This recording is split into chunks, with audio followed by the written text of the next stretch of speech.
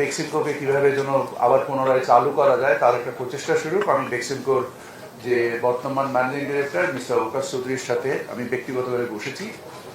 ওনার যে আর্থিক বিবরণী সেটা নিয়ে আমি বিশ্লেষণ করেছি এবং ওনার আর্থিক বিবরণীতে এটা স্পষ্ট যে ওনার কাছে এই মুহূর্তে 7,500 কোটি টাকার চলতি সম্পদ আছে। তো একটা প্রতিষ্ঠানে যদি 7,500 কোটি টাকার চলতি সম্পদ থাকে, তার 60 কোটি টাকা বেতন দেওয়া তো একটা সেকেন্ডের ব্যাপার, কারণ এটা মাত্র চলতি সম্পদ, স্থায়ী সম্পদ নয়। স্থায়ী সম্পদ তো ভিন্ন জিনিস। চলতি সম্পদ is in most cases very liquid. এবং যে দাবিটা জানানো হচ্ছিল যে ব্যাংকিং ফ্যাসিলিটি দেওয়া হচ্ছে না, এলসি খুলে দেওয়া হচ্ছে না, তো যে প্রতিষ্ঠানে 7,500 কোটি টাকার চলতি সম্পদ থাকে তার এলসিও লাগে না, তার ব্যাংকিং ফ্যাসিলিটিরও কোনো প্রয়োজন হওয়ার কথা না। যদি আপনারা আর্থিক বিবরণী বিশ্লেষণ করেন তাহলে এটা আপনাদের সকলের কাছে স্পষ্টভাবে প্রতীয়মান হবে। তারপরেও আমি ব্যক্তিগতভাবে ওনাদেরকে বলেছিলাম, ওই মুহূর্তে আমি জানতাম যে ওনাদের 23,000 কোটি টাকার দায় আছে।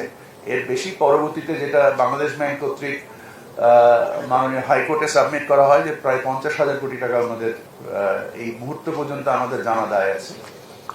সো ওর পরিপ্রেক্ষিতে আমরা যখন আমি ওই 23,000 কোটি টাকা ধরে নিয়েই চেষ্টা করেছিলাম যেন প্রতিষ্ঠানটা কোনো রকমে চালু হয়। So the government was very very sincere, very interested to resume that factory, because এটা একটা জাতীয় সম্পদ। এখানে বহু সংখ্যক শ্রমিক নিয়োজিত আছে, দেশের রপ্তানি আয়ের একটা প্রাসঙ্গিক বিষয় রয়েছে।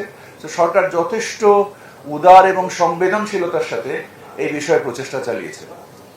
যখন সরকার সেই ক্ষেত্রে সফলতা পাননি, কোনো সহযোগিতা পাননি, বিন্দুমাত্র সহযোগিতা পাননি, তখন সরকার বাধ্য হয়ে এখানে প্রশাসক নিয়োগ করেছেন ব্যবস্থাপনা কাঠামোকে তারপরেও চালিয়ে নেওয়ার জন্য। এবং প্রশাসক মহোদয়কে কোনো রকম সাহায্য করা হয়নি।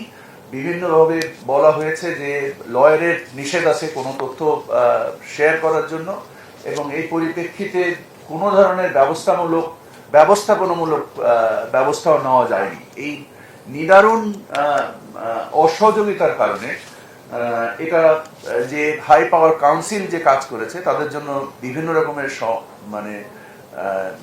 সিদ্ধান্ত নেওয়াটা বড়ই জটিল বিষয় হিসেবে উপনীত হয়েছিল।